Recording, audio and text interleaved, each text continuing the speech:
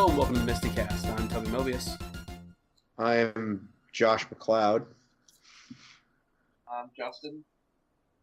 And hi. It's been a bit. Surprise! This is the worst birthday ever. Oh, it's not that bad. I mean, remember that time we hired Mike to come out of the cake? And he got stuck, and that's why Mike hasn't been on the show since. Yeah. Memories. Yeah. Anyways, it's funny, we actually didn't have an episode recorded a couple of months ago, but through innumerable computer problems, by the time we wanted to release it, it was incredibly out of date. So I tried to salvage some of it, didn't work. Eventually we got other stuff out, but I think this is the first time in a while we've had all three of us on together. So, hi everybody. In the episode, we went on about that horrible thing called the bubonic plague and how it was ravaging all of us. Yeah. So you can understand why we kind of needed to do another one of these things. Government's trying to hush up about the fact there was internet and SoundCloud back then. Wake up, sheeple. So, there has been news since. We're not really going to go into any of the stuff that we had already talked about on the. I guess we'll just call it the Lost episode, because there really is no point in going back to it. Joel released the very first two episodes, and.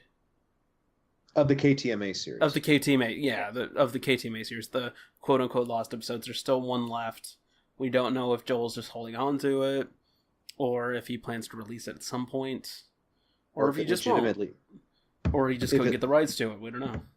Or if it legitimately is lost. Which Well, is no, not a possibility. I don't think it's lost because Jim posted clips from it, from the host segments, from the Masters, so I don't think it's lost. It might be a rights issue. That's what I'm thinking. Well, Joe said that they had them, and then they kind of got misplaced, and then the one got Kickstarter, they were getting stuff was getting transported to Show Factories when they found the first two KP episodes and got them to do that. Okay, Justin, can you repeat that? Because all I heard was. Did you hear me now? Yeah. Okay. If I remember what Joel said correctly, they knew they had them, but they kind of got misplaced, and then they oh, hey, here they are. When they were going through everything during the transfer with the Show Factory, and so decided to clean them up and kind of say and thought that hey, this would be kind of like a cool reward for the fans. And yeah. So, which was cool because everyone was kind of just like shell shocked. It's like finding a bunch of money hidden under your couch or something. Weren't expecting it, but you're kind of glad you did. Yeah, it's a pleasant surprise. It's like finding a 20 in the couch cushion. Couch cushion that you just spent a crazy amount of time to move, and you're really hungry. I'm guessing everyone who listens to this can relate to finding a $20 bill in the couch cushion. I've done that before, actually. I did when I was a kid. What were you in the home of Mark McGuire? No, okay. See, here's the thing. A lot of the times I don't put money in my wallet because I'm stupid. I just put it in my pocket, and sometimes it falls out, and. Sometimes I'll lose the remote, go digging in the couch, and there's a 20. And I'm like, hey! Or, okay, it's okay. It's like you won a really nice couch at auction, and you take it home, and you're kind of cleaning it up a little bit, there's like some scuffs on it, and you find a 20 in the cushions there. I've actually heard about that happening only with larger amounts of money. Yeah, so it's like that. It's like you got this nice thing, and then there's it just keeps on giving. It just keeps on giving. So I think that's a better analogy. But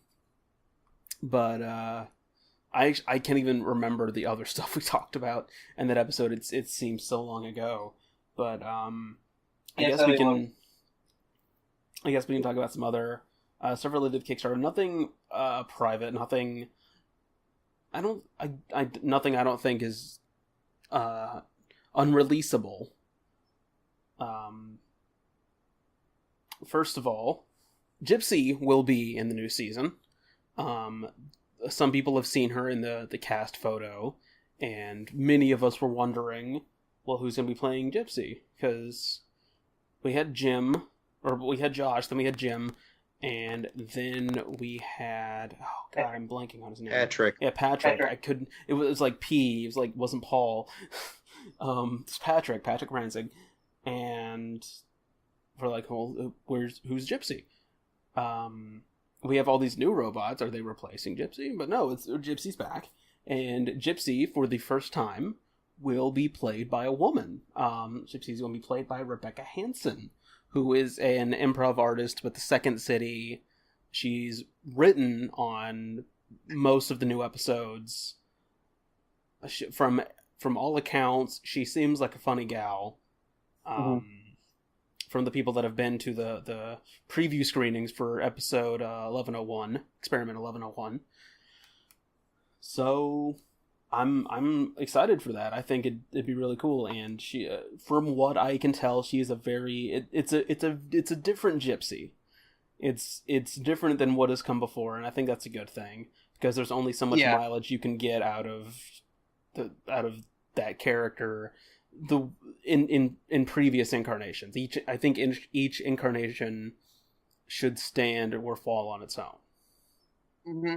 And I heard the same thing for people who gave their thoughts who were at the preview screens that the bots, the new Servo and Crow, since they're voiced by new guys here, and Vaughn and Anton Young, and that there's some differences, but there are also some familiarity. So, but and that's the right way to go because it's like, and the same thing, same thing happened to when, Kevin took over Tom Servo from Josh and Bill took over Crow from Trace. It's like it took them a bit, but they put their own stamp on the character. And especially for Bill because he was trying to imitate Trace in those first few episodes of season 8, but then he kind of finally found his own voice for Crow and he got really good. So yeah, it's gonna be the same thing. It's like it'll be a little jarring, but it's like the fans had to get used to the changes back in the day. So it's the same thing. It's been so long since the show has been gone. It'll probably be. It'll take a little bit more getting used to for people that, it's like, oh wait, this isn't Bill and Kevin. It's like we gotta give these guys a chance. It's like these are two very talented, funny comedian guys. So I'm looking forward to seeing what they do how they put their stamp on the bots. Right. And from what I've heard of the bots' relationship with Jonah, it's been said many times that their relationship with Joel was very fatherly. Like they acted like they were his kids. Well, and that made sense because he built them, and Joel was the one who built them in the first place. So he was kind of like their father. Yeah, exactly, and it made a lot of sense. With Mike, it was kind of like their brother. Like they had a very kind of rivalry relationship almost. Like kind of like brotherly kind of thing. Or like your kind of funny uncle who you thought was kind of lame, but you hung out with him anyway.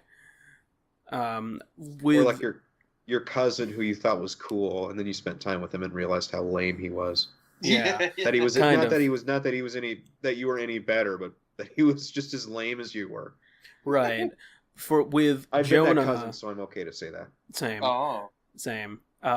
With Jonah, I'm told they're very much like coworkers, kind of. They don't really know each other, but that kind of fuels the comedy.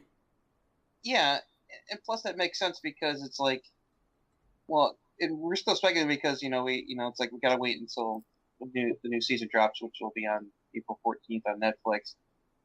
How Crow and Servo get sucked back into this by that's a very good question. and they're probably not going to be thrilled that they're sucked back into the satellite love, and they don't know Jonah like they do Joe and Mike. It's like Joe and Mike they know and they're close with. Jonah's like, well, who's this guy?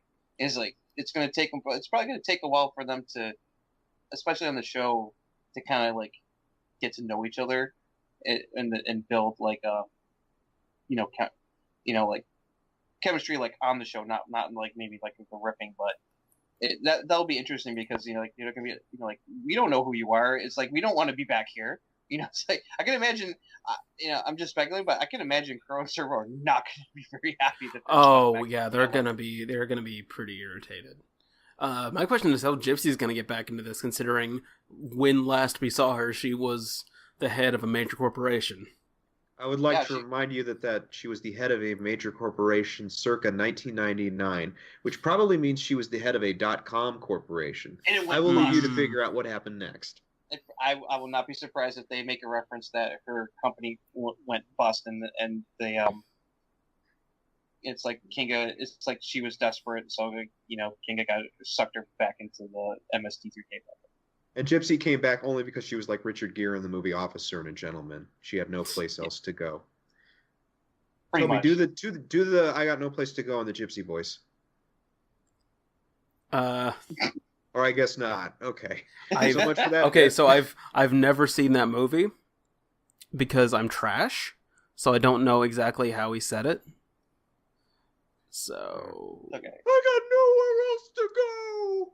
That was pretty good. Doing That's Gypsy not bad. That was pretty good. That was kind of a Patrick Bransig Gypsy. Mm-hmm. So pretty good. I kind of like the idea of not hearing a falsetto voice for Gypsy. It'll be different. Yeah, especially one that's not preoccupied with running the ship, because as it was explained, with computers nowadays, especially stuff like cloud computing, they don't need just one thing to hold all of the capacity for such a task. So Gypsy is going to be a lot more involved now. Probably more intelligent. Yeah, well, yeah, because all her brain space isn't being taken up by a ship. My question is if they're still going to have Magic Voice, because Magic Voice is very important. She wasn't super important in season 8 through 10, so... Yeah, but her presence was missed after the Comedy Central years. She only showed up like once in a while. Maybe she just remembered how to become energy and just left periodically. Did they confirm that Cambot is Cambot? I can't remember. Cambot. Yeah, Cambot's Cambot. Cambot does have a new design. For those who don't remember, this was confirmed ages back. Cambot has a new design, but Joel, this was months ago, but Joel was like, well, we've never really known if Cambot's working for Joel or with Joel, or with the captives. See, that's my theory that just occurred to me. I think Cambot's like a huge D-bag. Positive. I don't know why. It seems logical. Don't you think about it? Maybe that's the same thing Joel was thinking. Maybe that's why. Maybe Cambot was more on the side of the Mads. I mean, yeah, it would make sense to have been built. Did Cambot ever really help out Mike, Joel, and the bots trying to escape? No. Just kind of. Well, then again, if you remember, anytime they came close to escaping, it was always just Gypsy, Servo, Crow, and Mike or Joel. Like, they never really seemed to want to include Cambot on their plans. Maybe Cambot was just bitter. Maybe Cambot was bitter. Was just bitter. Joke, and now you're leaving me. They kept building Cambot new bodies, but none of them had arms, and he was just bitter about it. At least Crow and Servo had arms for show. But Gypsy didn't have arms either. Well, Cambot doesn't have a voice. Maybe that's what he was mad about. Good point. The other one's got to riff. He only did it once, and then the fans got really mad about it. The philosophical implications of Cambot. That's the name of my next book on Amazon. And then from the cast photo, Servo and Crow look pretty much the same. I see a little bit slight change in Gypsy, but Crow and Servo look pretty much like they did from season 10. Someone said, and I can't substantiate this claim, but apparently the new Gypsy was 3D printed because they still had the detailed scan they did for the model that they released with one of the DVD sets. So what I was told is they 3D printed it so it's lighter and more maneuverable. Can't substantiate that claim. But if that's true, then that would make a lot of sense. And it also means they don't have to try and find another what's it called? Baby seat in case something happens. Because I think they've already switched to 3D printing servos and crows. So they can basically have an endless supply of the things if they need them. It'd kind of be dumb not to. Yeah, especially considering almost all the parts are out of print and resin is heavy and expensive. Plastic, you go down to the recycling center, grab yourself a bunch of cases worth. You're good to go for a little while. Yeah, I feel like other than the servo head, every other facet of the robots is just easier to print. Oh yeah. I mean, even the servo head, it's a plastic bubble. You can get those at Michael's. Well, yeah, get those. Yeah, that's what I'm saying. I'm like, everything else was printed, and then it probably costs less to buy the servo head than it would be to print one. And plus, even then, they still make ones that look exactly like. I'm pretty sure that head is actually still being made because I see them all the time. If not, they're similar. They're certainly very close. You can find them at Mr. Go to any Mr. Do they have Mr. Bulky outside of the Midwest? I've never heard of it, so probably not. Okay, I'll take that as I'll ask my friend in Minnesota if they even have enough there. The design of the bridge, it's similar to the past seasons, but it's definitely got some different look to it. Which is nice. It's like a mesh of all of them, and I really like that. Mm-hmm. I like how looks white like a combo it is. between the Comedy Central and Sci-Fi years. It feels like a combo of all of them and a little bit of the movie as well. I just realized we haven't even seen the doorway sequence yet. They're probably saving that, and I'm looking forward to that. That's gonna be great. I can't wait. Yeah, I can't wait to see the new door sequence. It's gonna be cool. And I also love that they got the buttons right there too on the table. Just like. Okay, I'm going to ask a question. Is there any facet from the original show that you don't want to see in this new show? That's a good question. I can't really think of it. Like I don't know why I wouldn't want to see everything come back. Well, the only thing. Go ahead, Justin. Go ahead. No, you go ahead. The only thing I can think of is the bit that I never liked they did, which is whenever Crow would say there's a ship coming into view and Joel wouldn't believe him. I don't know what it is about that. I absolutely can't stand that. And it's stupid. It's stupid, I know, but for some reason I don't think you have to worry. Well, Jonah isn't Crow. Jonah isn't Joel, so I don't think that's going to happen. And this Crow is not the same kind. It's not the same Crow in a way.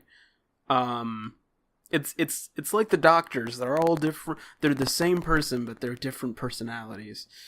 And eventually, we're gonna have a crossover where the 3 crows meet, or the 4 crows, because this is the 4th. I do hope that they continue the joke about Crow's voice changing every so often. That it's gonna be brought. It's gonna be brought up by somebody. Flashback to the last time it happened, and Crow's got like a Barry White voice. Yeah. I'm sure Servo probably will be the one to bring up it's like, oh great, Crow, your voice changed again. I really just want to see how they're going to incorporate, like, Pearl and, you know, her cronies into the narrative. Yeah, like, I still maintain that Pearl is probably going to appear in the first episode and pass the torch to Kinga. Yeah, I don't... Because, I mean, who raised Kinga otherwise? Yeah, you don't think she was an orphan? Yeah. I wouldn't be surprised. Obviously, she's trying to embrace Daddy's legacy by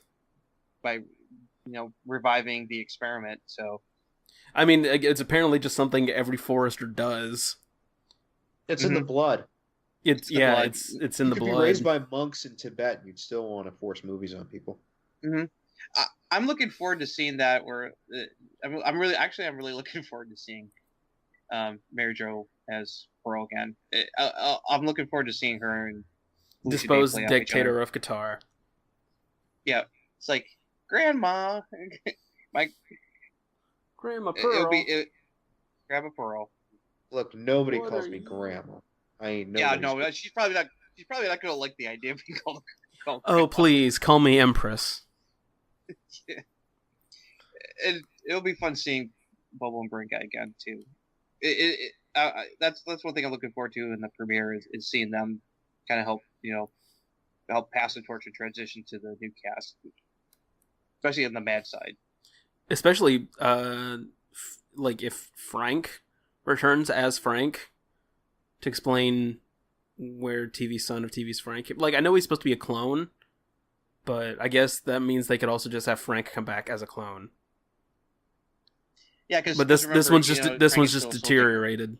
Yeah, he just possessed one of the clones a long time ago because he got bored of this whole death thing.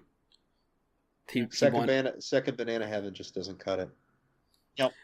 When you're a soul taker, they don't give you your discount at Bennigan's, so I thought, well, I'll take a body, and then they have to give me the discount. Mm-hmm. Maybe it's because they couldn't see me. I don't know. Seems like the kind of thing Frank would do. Mm-hmm. Admittedly, would you want to hang out with Gabby Hayes? What? Admittedly, would you want to go to Second Banana Heaven and hang out with Gabby Hayes? I don't think Not so. really. I think Pat Bertram would get really annoying really quickly. Mm-hmm. But it's going to be really interesting seeing the personalities of the new characters.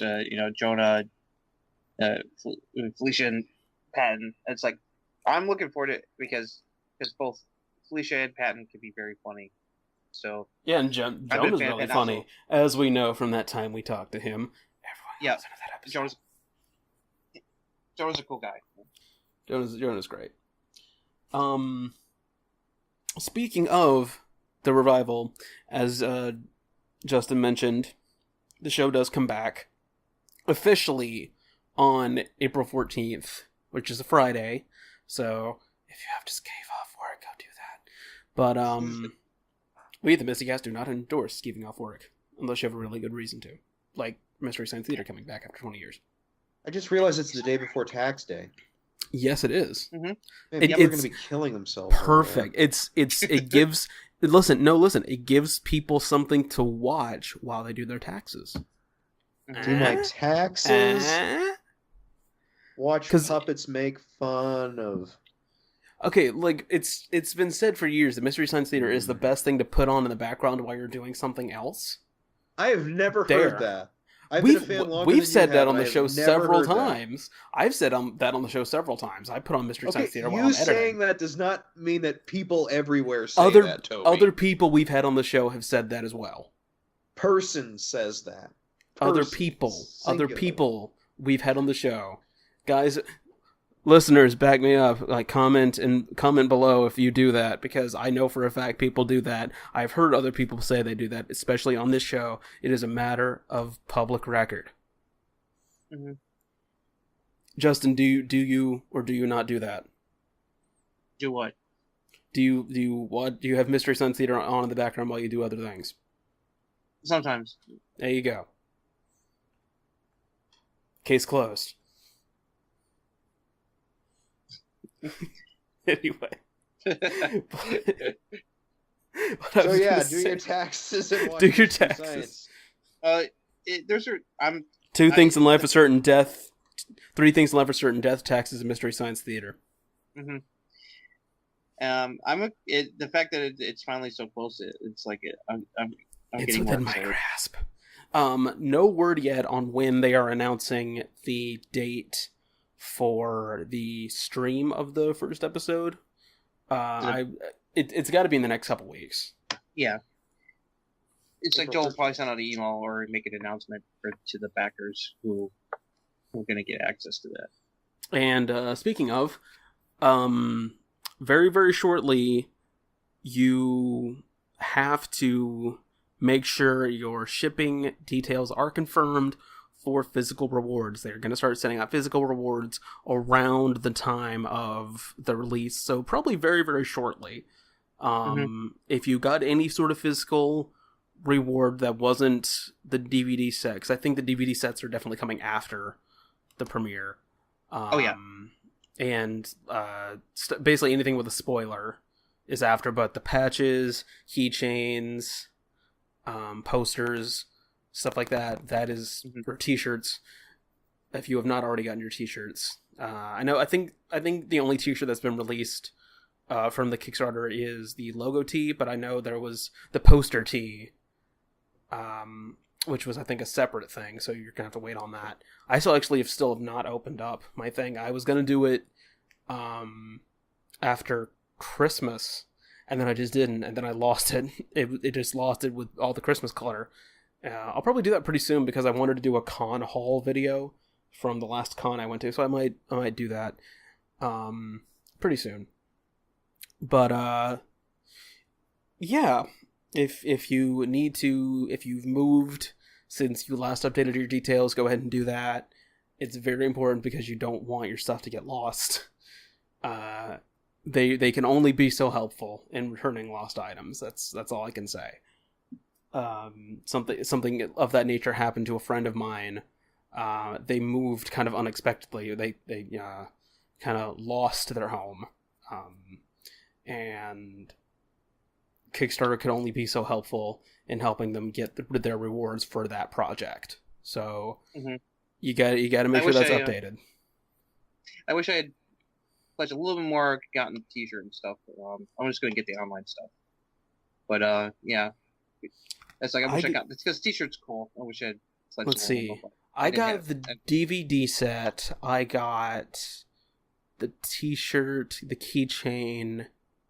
I think I got the thumb drive and the posters and the patches, because I did some of these as the add-on rewards during the final night. I got a rock. Josh got the rock. They made a rock. crap ton of money, those add-ons on that last night. Yeah. So. But transitioning from one Kickstarter to the other, where Jax is once again doing another Kickstarter again for the summer live show lineup. Let's see. As of this evening that we're recording, the goal is almost reached of $250,000. It's at $237,581. So they're almost there. 12,000. And there's still more than just a little over 2 weeks left to go at this point. So it'll make it. $12,419 to go. Yeah. And I'm actually getting on to see what the rewards are. Shit. An interesting lineup. The first up is Samurai Cop, which for anybody who hasn't gotten to purchase that from Rick Jax, you'll be in for a treat. That one's really funny. They're probably also they're going to have some new riffs for the live show, of course. But a friend of mine and I recently watched the purchase version that I got. I got it back because they had this special sale going around the holidays around Christmas time, so I got that and picked up 2 others at really dirt cheap. And then we got new shorts special, summer shorts, and they're getting back the MST3K alum. Mary Jo, Bridget, Trace, and Frank are going to come back and riff on shorts again. They also got Paul Tompkins, and then they said so they got some other people that they're looking to get. So that'll be fun. We should see what kind of shorts they dig up for that one, and what everyone's looking forward to is finding out what the third live for a movie for in August. It's currently secret, and it'll be revealed once the goal is reached. Which means pretty soon we're going to know. If we find out before this goes up, I'll go ahead and just post it. I'll just update it. Because there's only, there's less than... I already said it, $12,419. Yeah, I was going to... Well, I don't remember that entire amount. I remember it. Yeah, because you said it. Math. You know your math better than I do. I don't math, I just play Dungeons & Dragons. Anyway, so I just noticed this. The live riffing is April 13th, so it's the day before Mystery Science Theater comes back. Yeah. Nice. I didn't even notice that. Somebody in the planning department was being very smart. That week is gonna be awesome. On Thursday we get the live riff in Summer Cop, and then on Friday MST3K season 11. And they usually go up at midnight, so yeah, I'm wondering, would it drop at midnight? It typically does on Rift Tracks. So no, I mean for the Netflix. I mean for Netflix. I said Rift Tracks. Netflix. Yeah, generally speaking, it is midnight. Usually, yeah. Well, usually latest is like 3 a.m. Eastern time, because by that time then it's midnight Pacific time. So sometime in the wee hours of the morning, I would not be surprised if it drops. So one could potentially go see Rift Tracks live, come home, wait a couple hours, and then do Mystery Science Theater. Yeah, pretty much. So that's kind of what I'm hoping for, because that would be awesome. Yeah, the short special is June 15th, and the final Mystery Live with August 17th. Just make sure you pace yourself. You don't want to end up like that guy who died playing the same video game for 49 hours straight. That sounds like me playing City Skylines. What I'm probably gonna donate. This is just some of the rewards you could get. $1 you get nothing. Actually, no. No, it gets you 10 free shorts. I'm sorry, I misread that. Just donating $1 gets you 10 free shorts, and any of the free stretch goals. Say donate $1 and get the finger.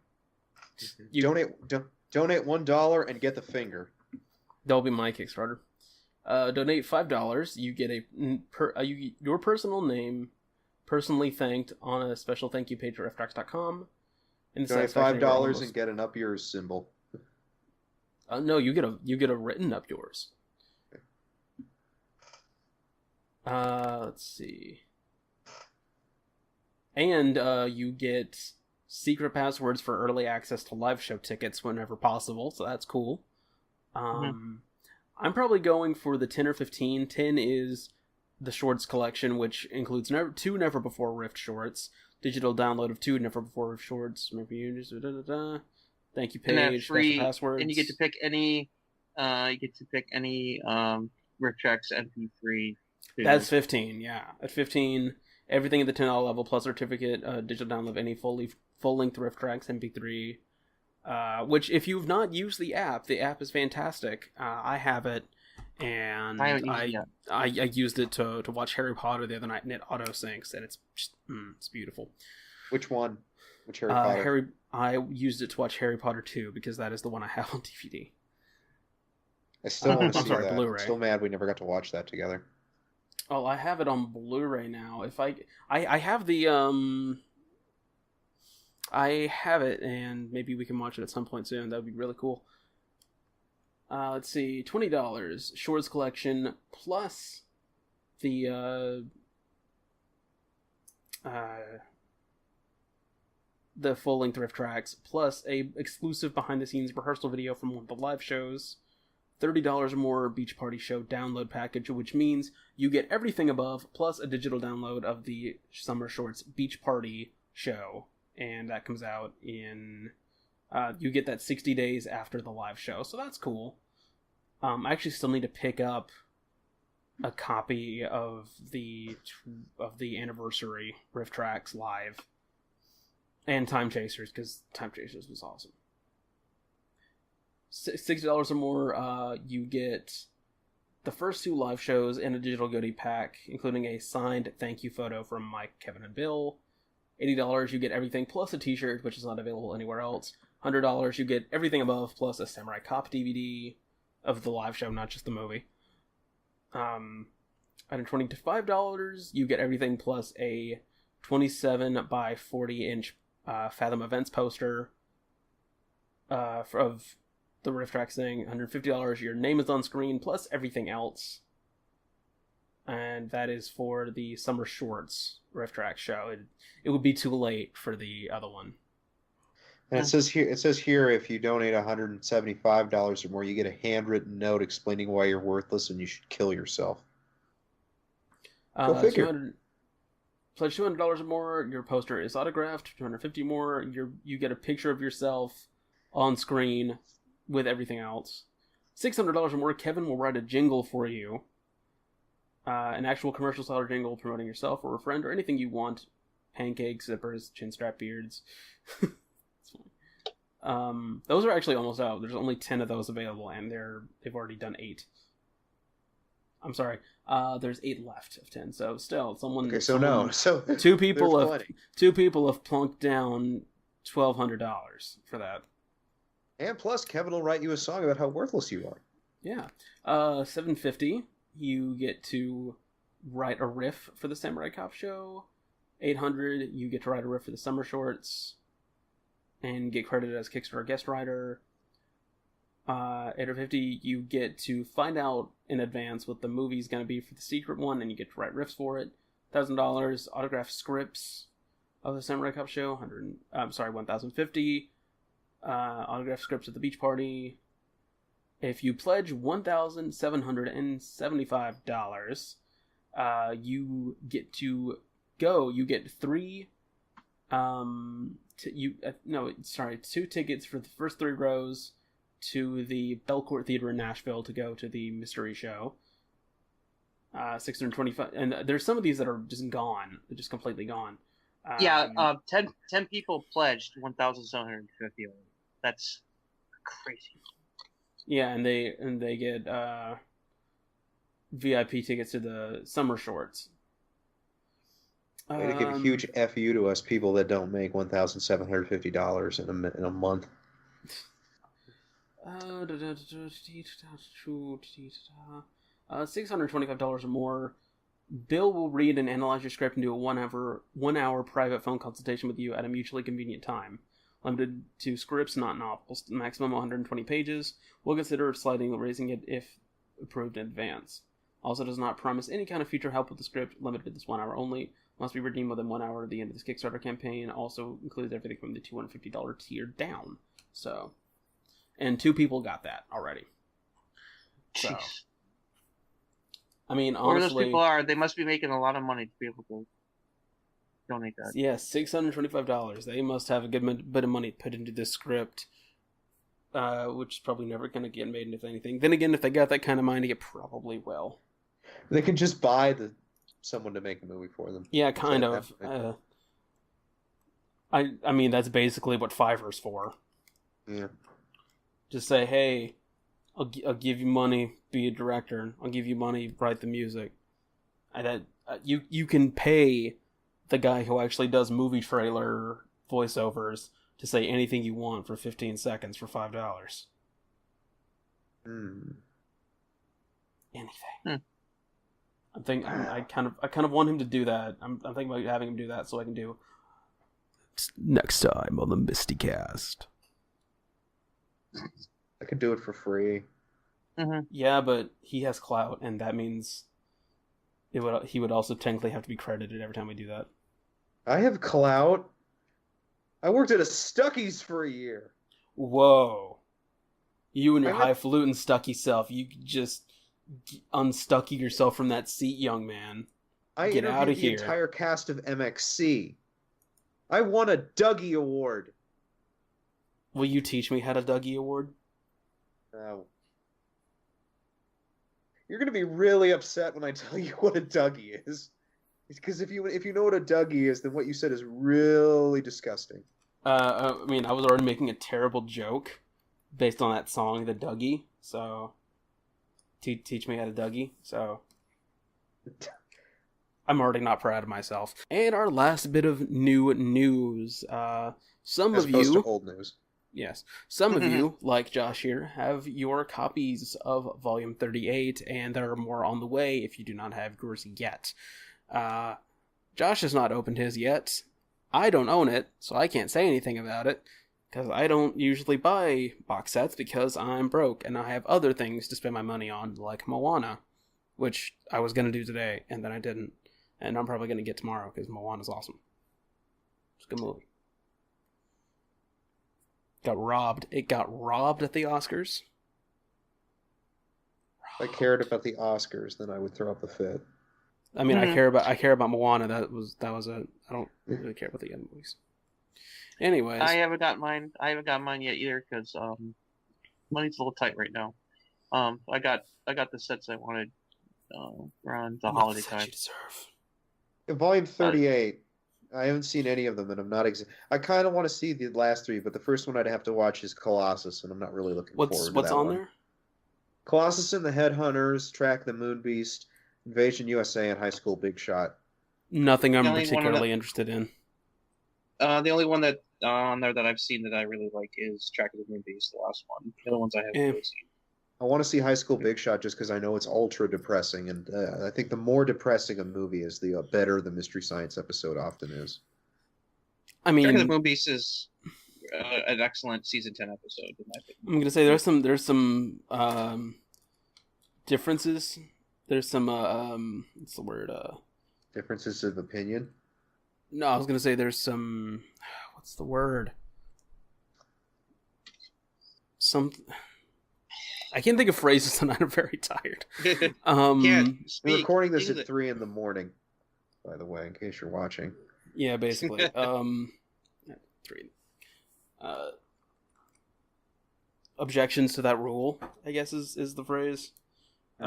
Because I personally hate the episode The Incredible Melting Man. Like, I don't. It's depressing, and I don't think the riffs save it, and I just can't. I love that episode. I'm told the movie itself had more jokes in it, but they cut them either for time or that's just the distributor version they had. I don't know. But the original film had more comedy moments, and it was a dark comedy. But the film as presented on Mystery Science Theater, it's depressing. It's a slasher movie, and it's sad, and it just gets sadder. And spoiler alert, just about everybody dies. Yeah, and Trace hated it, from what I gather. God, I love that episode. The last set was the one I really wanted really alone. bad. The one from back in November had two episodes I loved doing, and one really good one. It had Escape 2000, Escape 2000, and Horror Party Beach are two of my favorite episodes, and Invasion of Neptune Man is also really good. Human Duplicators was... Go ahead. It had 3 really good episodes plus Human Duplicators. There you go. Idea for Shout Factory: have a system where someone can buy a combination of any 4 episodes they have the rights to and make their own custom box set. Yeah, I wonder why they never did that. Well, that would be really cool. I mean, you could just put them in like a standard box and like. So the volume 38 is going to be out on the 28th, and that's just about 3 weeks here, just under 3 weeks. I mean, it's going to be really, really interesting to see what's going to be on 39 because there's not many episodes left. Yeah, and there's all kinds of rights issues that are tied to the majority of them. I did want to say one thing, and this is something I actually learned back at New Year's, and I just kind of forgot to bring up on the show, because I haven't done one. Someone on YouTube, let me see if I can find their name really quick. It depends if my browser is going to cooperate, because it typically doesn't whenever I actually need it to. And in fact, now it is frozen. There it kind of goes. Okay.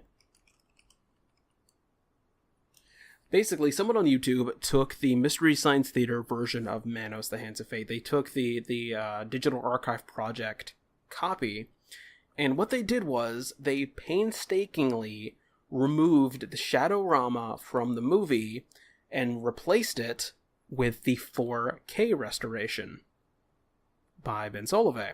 So, when you watch, you can actually watch the Mystery Science Theater version of the movie, but you can watch it in a quality that you can actually tell what the hell is going on. Interesting. So, Curtis Mullins, it's by Curtis Mullins on YouTube, and I will post a link below.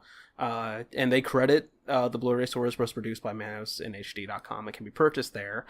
But if you want to watch the Mystery Science Theater cut, but in a better quality, that is what I would go with. They do include the unriffed scenes, which I don't think they should have done.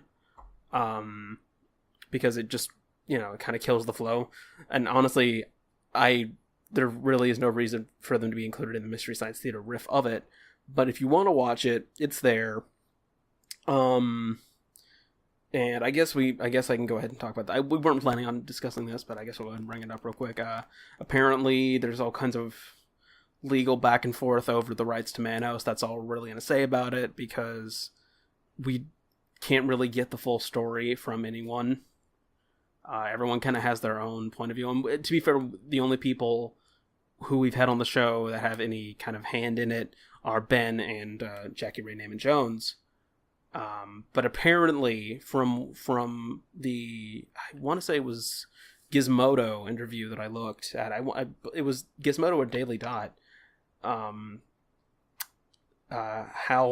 Harold P. Warren's son,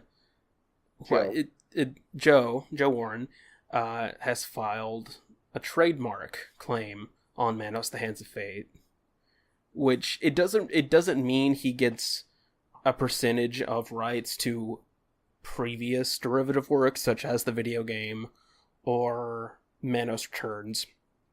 But it does mean that he would have a say in how derivative works going forward are treated and what their legal status is. And Jackie and Ben, I believe together, stop me if I'm wrong, I believe together they have done an Indiegogo or a legal fund site to block that trademark claim, because you can block it at this stage. You can say no, you can't do that. So that's all we're gonna say about it. But that's something to kind of keep an eye on, because that will affect. I think that's something that could affect future derivative works of cult classics like Manos. It's definitely something to kind of ponder. Personally, I don't think. I mean, he's definitely well within his right to kind of want a piece of that pie, so to speak. At the same time, I mean, Hal Warren kind of, from what we've been told, kind of knew it was a piece of crap. He had a sense of humor about it. If I remember correctly, this could have been a crock of shit, but he was quoted as saying, if we dub it in Esperanto, we could pass it off as some kind of art film. Oh my god. Something to that effect. I think, which is a reference to that Esperanto art film that William Shatner was in that I can't remember the name of. So he definitely had a sense of humor about it. I mean, he dressed up like the Master at Halloween, because he still had that stuff. So he took it in stride. He tried his best. It didn't work. What are you gonna do? I'm reminded of the way that Arthur Conan Doyle hated Sherlock Holmes, but his estate treats the character with more reverence than he did. That's the way I'm kind of thinking of it. And even then, it's not like there's a whole lot of reference to be placed in Manos, the Hands of Fate as is.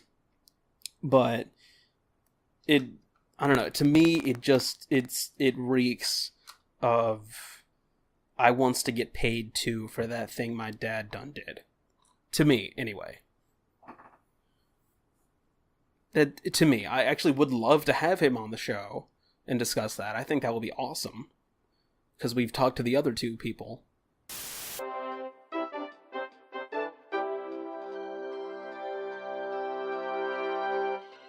Breaking news from the MSTieCast Newswire. We have received a press release from Jackie Ray Neiman-Jones about the Manos, the Hands of Fate legal fund, the Keep Manos Free legal fund.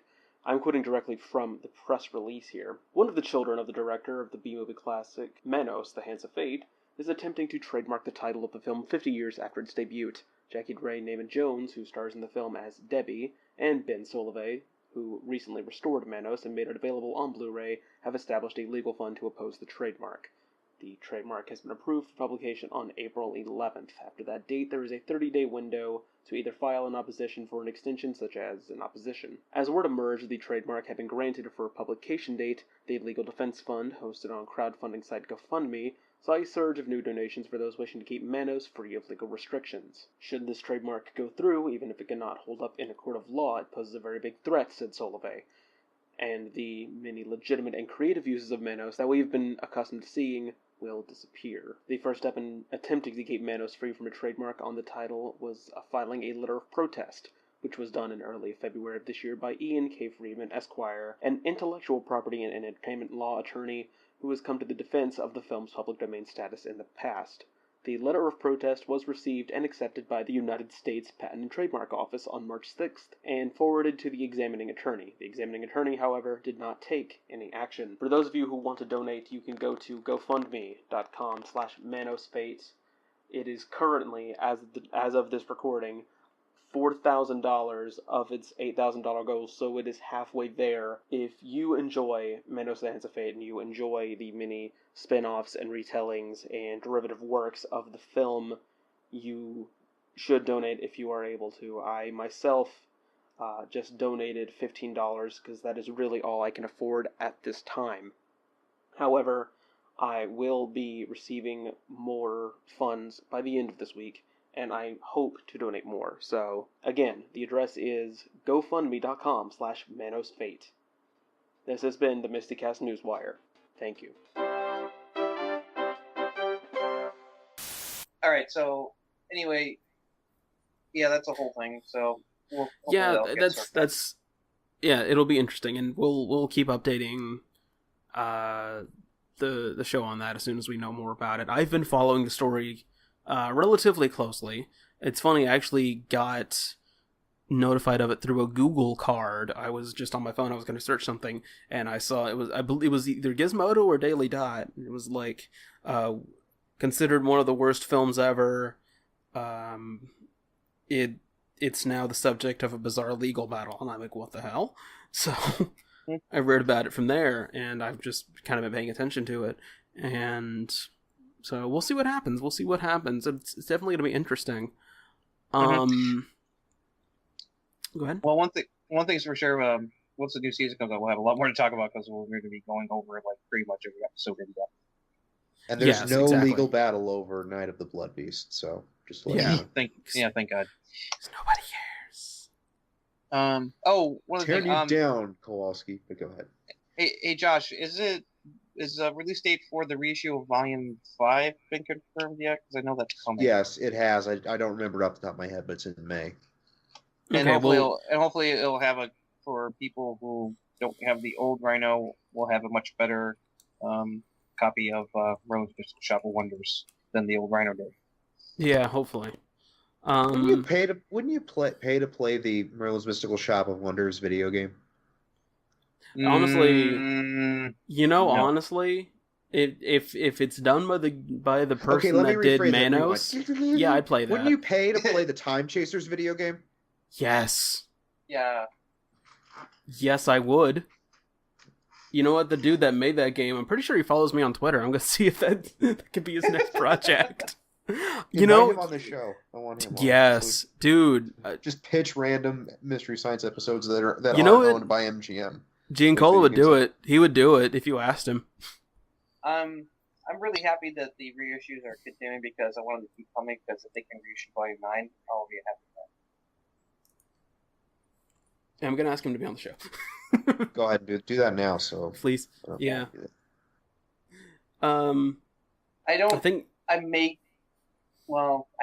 I thought about getting the reissue volume 3. I don't know yet. Don't. It sucks. Cut that out too, so I don't get yelled at. But yeah. Okay. Don't. You already have the singles. Like, until they do something with that disc, don't. Trust me. Yeah, I know you had some bad luck with that, Josh. I don't think it was bad luck. What I've heard, I think everyone has it sucky on that. Oh yeah, okay.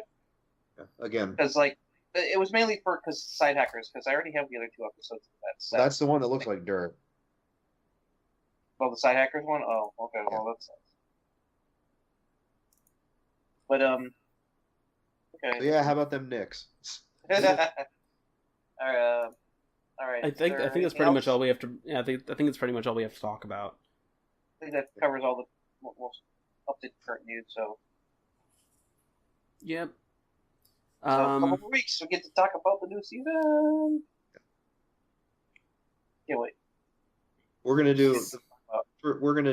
When is it? April 4th? Yeah, the day after we're gonna record something.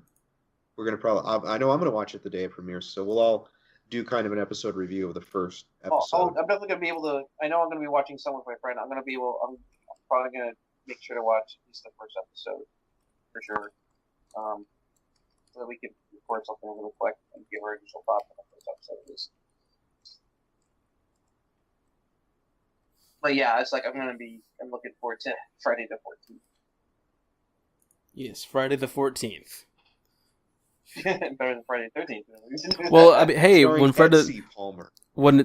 Friday the 13th, they do series of unfortunate events. When it's 14th, it's Mystery Science Theater. So they got their bases covered. Yeah, I think that's pretty much it for this episode. Does anybody else have any final thoughts? No,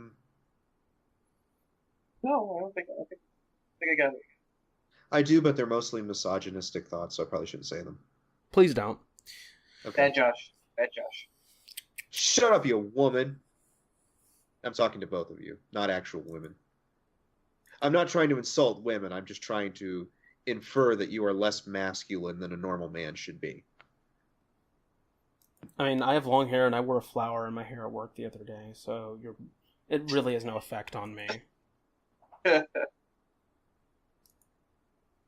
I posted that on Instagram, and I was like, I think my coworker said he wouldn't bag for me at my register while I had my hair, and I think he's just mad because I'm cuter than he is. Mm-hmm. Wasn't a joke. Still. All right, well, I think that pretty much does it for this episode. Yep. So, thank you very much for listening. Thank you. Yes, thank you. Thank you very much for Thank you very much for listening. I'm Toby Mobius. I'm Justin Tiller, and I don't know who that other guy is. And I'm Apollonia Jane. And this has been the MSTieCast. I'm different.